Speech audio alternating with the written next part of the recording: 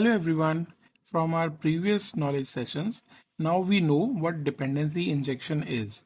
Just to reiterate once, if one service depends on another service to work, then the object of that dependent service is injected at runtime by Spring IOC container. That process is known as dependency injection. So everything works smoothly without any hiccups. When the life of a programmer is easy and everything is working fine, then the real world project requirements will be like मजा नहीं आ रहा है. so in the real world applications we will not have dependency injection as simple as given in the most of the online tutorials. We will have multiple implementations of same service. Spring will not be able to decide which implementation to inject. This problem is known as dependency injection conflict. You will face this problem a lot in real projects because real applications are nothing like the basic tutorials that we see on the internet. In this video, we will see how to handle such conflicts with code examples. Also, we will see the importance of analyzing logs in effective way. So without any further delay, let us begin. This is a new Spring Boot application which I have created from Spring Initializer. So let us start with the controller creation first. Name of the controller is notification controller. In this, we will define what all endpoints a service can expose. First, we need to annotate this particular class with @REST controller. Then we can add one base mapping for all the endpoints under this controller. Here we have added /rest/v1. So any endpoint we want to hit, we need to add this prefix. Now it's time to create one URL mapping which will serve the get HTTP request. In this send notification URL mapping, we will not accept any arguments and return a response of type response entity.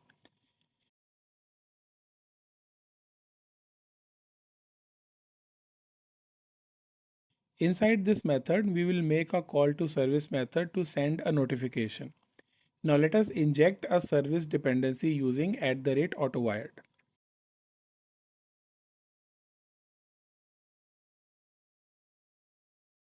This service does not exist, so taking a small help from IDE, let us create this service contract in the form of an interface.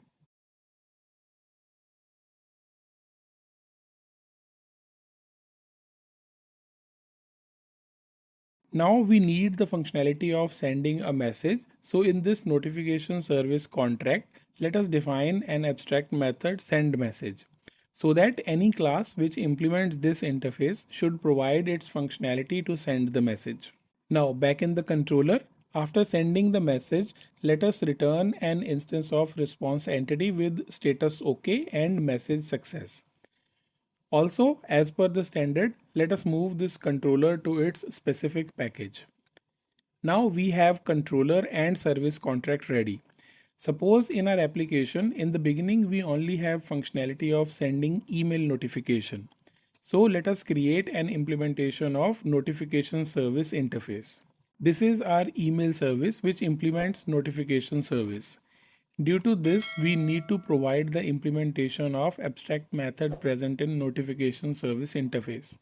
Again, let us take small help from IDE, see what all methods we need to override. Now in send method, we can write the exact code to send an email notification. But for this example, we will just print in the console that we are sending email notification. With this, we are done with the service implementation as well.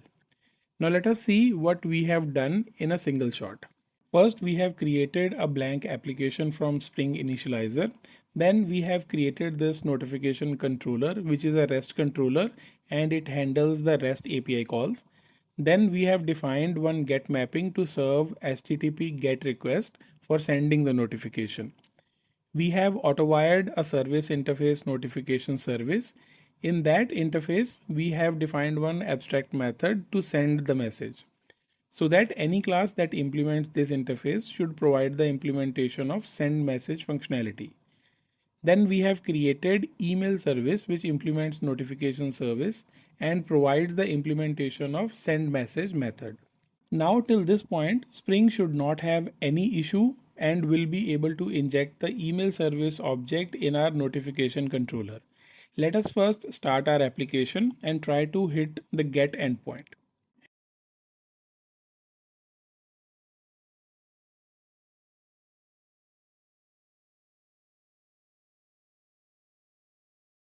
Here we can see successes returned on the page. Now let us see the console to make sure email service implementation is injected.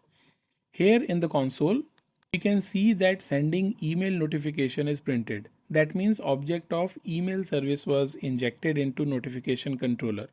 Now as the time passes, our application gain popularity and more consumers are getting connected. Now we want to introduce another notification mechanism, let's say SMS notification. So we create another implementation of notification service as SMS service. And similar to email service, we provided implementation of send message method, but in this case we write the code to send an SMS notification.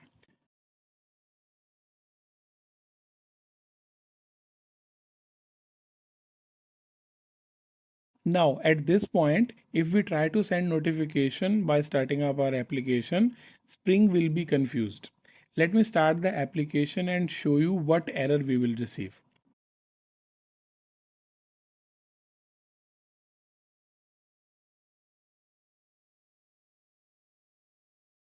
So here you can see exception has been raised during the context initialization step. If we check further, we can see the exception name is unsatisfied dependency injection during the creation of notification controller. But Spring has confusion about service implementation. Then why this exception is raised in controller? It is because controller has an unsatisfied dependency of notification service. And the reason is also clearly mentioned in the logs that no qualifying bean of type notification service.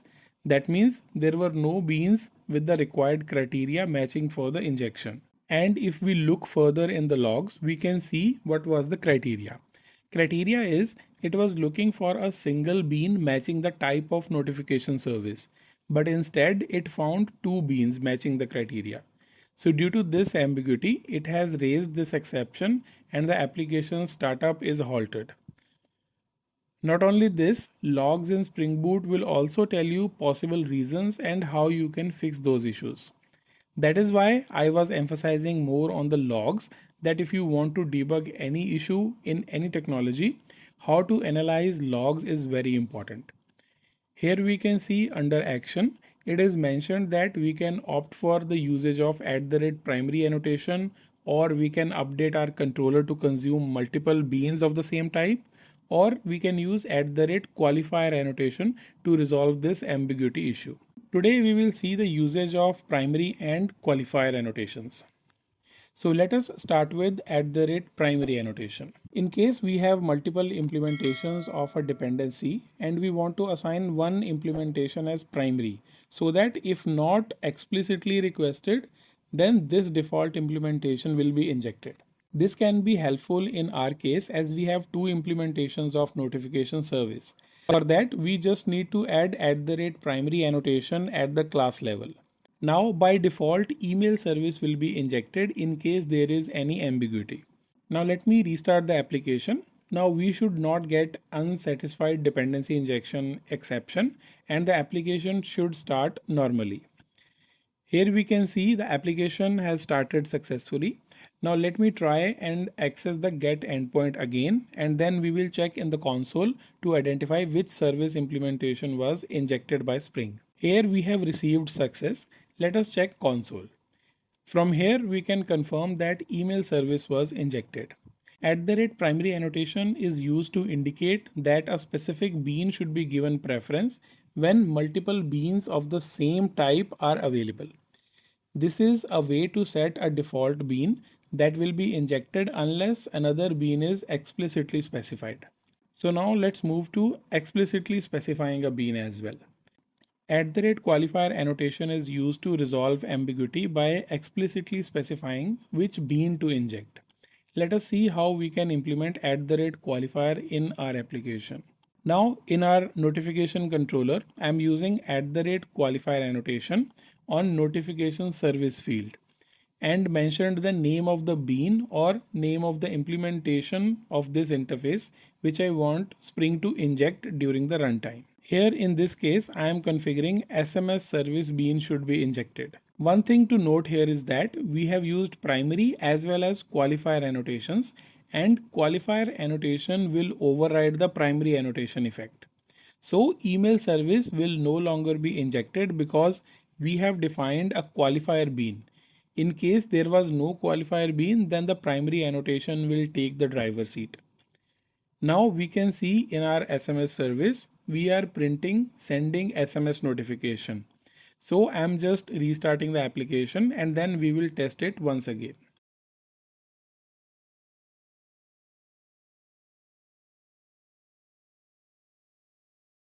So here we can see success is returned. Now let us verify from the console as well.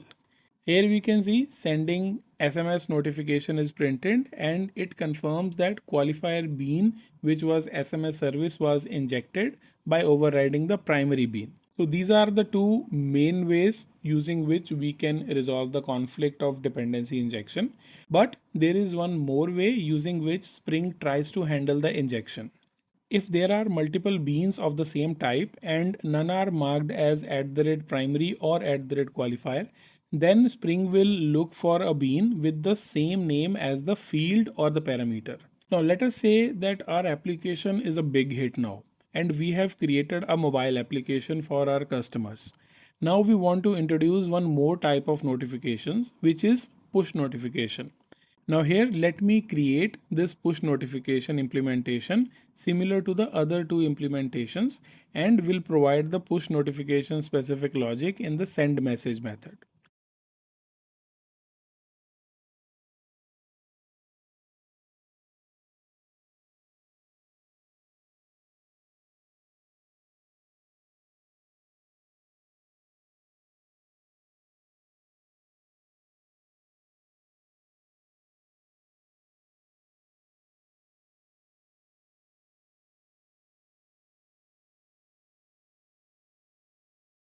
Now to show that in case there is no primary or qualifier used and we have multiple implementations, out of those implementations we want to inject the bean based on the name. For this I am updating this controller field name to push notification. Because this push notification class is managed bean, then Spring IOC container will create a bean of name push notification. And during the time of crisis, like multiple beans of the same type, and there is no primary or qualifier defined, Spring will try to match the bean required to be injected with the field name also. So in this case, we are expecting that bean of push notification will be injected. Now I'm just restarting the application and then we will access our get endpoint once again.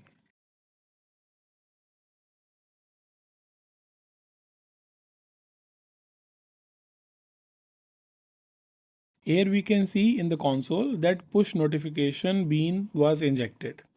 So these are the ways to handle and resolve dependency injection conflicts in your Spring Boot application. Now you can tell me in the comment section how many ways out of these you already knew. So that was it for this video. If you think the concepts I have shared are easy to understand in this video, don't forget to like, share and subscribe. Also share it with your friends who want to learn Java development in depth. I'll see you in the next video. Till then, happy coding.